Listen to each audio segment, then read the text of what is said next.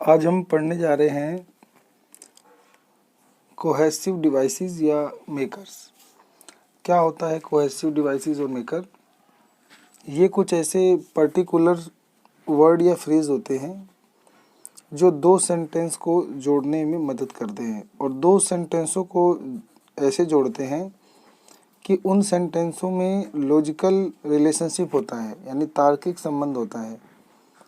मतलब कोई भी जो राइटर है, कोई पैसेज लिखता है, कोई कहानी लिखता है, तो उस कहानी को आगे लिखने और बढ़ाने के लिए, बात को आगे बताने के लिए, तो जो सेंटेंस होते हैं उनमें आगे मूवमेंट एक समान बना रहे। ठीक है, आगे सेंटेंस को जोड़ जोड़ के आगे कहानी को बढ़ाते हुए लिखते रहने के लिए जो जो वर्ड इस्तेमाल किए जाते हैं उन वर्डों को मेकर्स कहते हैं। ठीक है, या कोहेसिव डिवाइसेस कहते हैं। ये कुछ ग्रुप ऑफ वर्ड होते हैं तो फ्रेज हो गए। अगर कुछ वर्ड होते हैं तो पर्टिकुलर वर्ड भी होते हैं, तो उन्हीं को मेकर्स कहते हैं। ठीक है, जैसे मैंने लिखा आई लॉस्ट माई फ़ोन या मोबाइल, मैंने अपना फ़ोन या मोबाइल खो दिया। और हैंस का मतलब होता है इस कारण से। I did not call you, तो मैं आपको कॉल नहीं किया या नहीं कर सका, तो यहाँ पे कुड आ जाएगा। I could not call you, मैं आपको कॉल नहीं कर सका। ठीक है, तो यहाँ पर जो ये हैंस वर्ड है ये ना इस सेंटेंस को इस सेंटेंस से जोड़ रहा है। ठीक है, वैसे तो ऐसे सेंटेंसों को जोड़ने वाले को कंजक्शन कहते हैं, और ये कंजक्शन जो होते हैं ये कहीं कहीं मेकर्स ही होते हैं जो ना सेंटेंस को जोड़कर आगे ना सही से उन्हें सेंटेंस को सीक्वेंस में मूवमेंट में लिखने की लिए हेल्प करते हैं। ठीक है, तो हमें कौन कौन से जो ऐसे वर्ड हैं वो याद करने पड़ेंगे जो कि हमें ना कोई कहानी वगैरह लिखने में मदद मिलेगा। ठीक है, तो कोई क्वेश्चन आंसर लिखने हैं, कहानियाँ लिखनी है, आगे सीक्वेंस में क्या लिखना है, उन सब के लिए ना कुछ वर्डों को यूज़ करना पड़ता है। तो उनमें से कौन कौन से वर्ड हैं वो यहाँ पे बताए गए हैं। जैसे है कि टू एक्सप्रेस रिजल्ट, मान लो हमें ना रिजल्ट व्यक्त करना है, परिणाम व्यक्त करना है। ठीक है, तो इसके लिए कौन कौन से वर्ड यूज़ होंगे? तो देयरफॉर माने होगा इसलिए, अंततः, इसलिए, अतएव और इस कारण से। तो मान लो कोई चीज़ आप लिख रहे हो, उसके आगे आप बताना चाहते हो इसलिए, इस कारण से ये हुआ, तो देयरफॉर का इस्तेमाल कर सकते हो। इसके अलावा एज ए रिजल्ट, कोई परिणाम स्वरूप, इसका हिंदी होती है परिणाम स्वरूप, परिणामतः या फलस्वरूप। तो एज ए रिजल्ट आप इस्तेमाल कर सकते हो किसी सेंटेंस में। ऐसे लिखा है कंसीक्वेंटली मतलब फलस्वरूप, परिणाम स्वरूप। 10 मान होता है इस प्रकार या फलस्वरूप। हैंस मान होता है इस कारण से या फलतः। तो ये जो मैंने यहाँ 5 वर्ड लिखे हैं, देयरफॉर, एज ए रिजल्ट, सिक्वेंटली, दस, हैंस, तो ये जो है ना हमें मदद करते हैं क्या बताने में?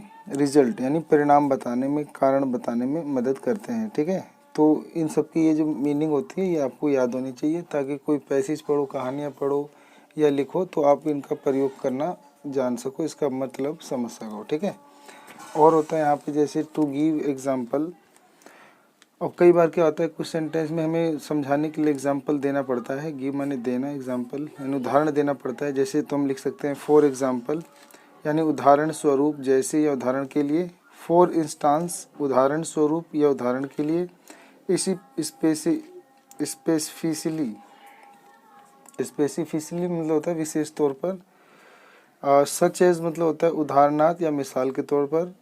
और एज एन इलस्ट्रेशन यानी an example that make a point और आइडिया क्लियर, मतलब एक ऐसा उदाहरण जिसके अंदर किसी पॉइंट या विचार को हम स्पष्ट करते हैं, तो एज एन इल्यूजन। ठीक है, तो इसका हम इलस्ट्रेशन है मतलब उदाहरण के तौर पर, मिसाल के तौर पर हम ऐसे प्रयोग कर सकते हैं। ठीक है, अगला होता है to express comparison.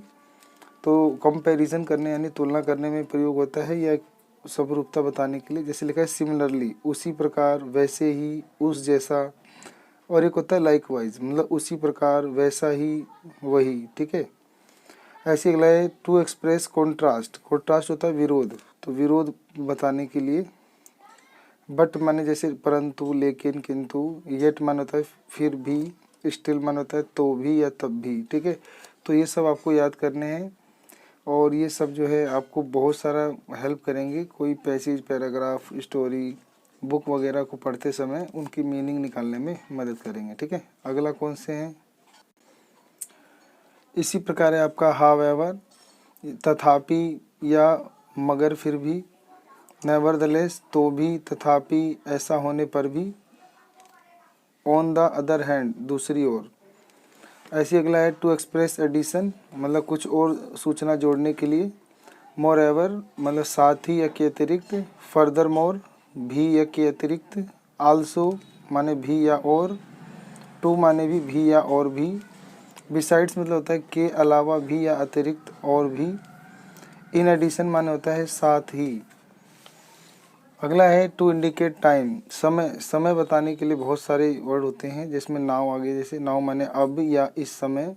Letter, letter माने होता है बाद में, या फिर at a point, at a time, in the future, after the time you are talking about, प्रत्याशित समय के बाद, भविष्य में किसी काम या किसी इवेंट के पूरा होने के बाद के लिए आप लेटर यूज़ करेंगे, या किसी घटना के होने के बाद के लिए लेटर यूज़ करेंगे। ऐसे लिखा है मीन वाइल माने उस दौरान। सिंस देन मतलब होता है तब से या अब तक, तब से अब तक, सिंस देन। आफ्टर दैट माने होता है तत्पश्चात या उसके बाद। वंस माने होता है एक समय या एक बार। बिफोर दैट टाइम मतलब होता है निर्धारित समय से पहले। एक होता है टू एक्सप्रेस सीक्वेंस, सीक्वेंस माने क्रम बताने के लिए, जैसे फर्स्ट माने पहला, सेकंड माने दूसरा, थर्ड माने तीसरा, देन माने तब या उसके बाद, नेक्स्ट माने अगला, फाइनली माने अंततः या अंत गोतवा, और इवेंचुअली माने होता है आखिरकार या अंततः। तो ये मैंने ऐसे वर्ड जो हैं लिखे हैं आपके लिए, जो ये वर्ड अगर आपको याद हो तो किसी सेंटेंस में इनका प्रयोग होते समय आप जो है कहानियाँ वगैरह पढ़ने में ईजी रहेगा। ठीक है।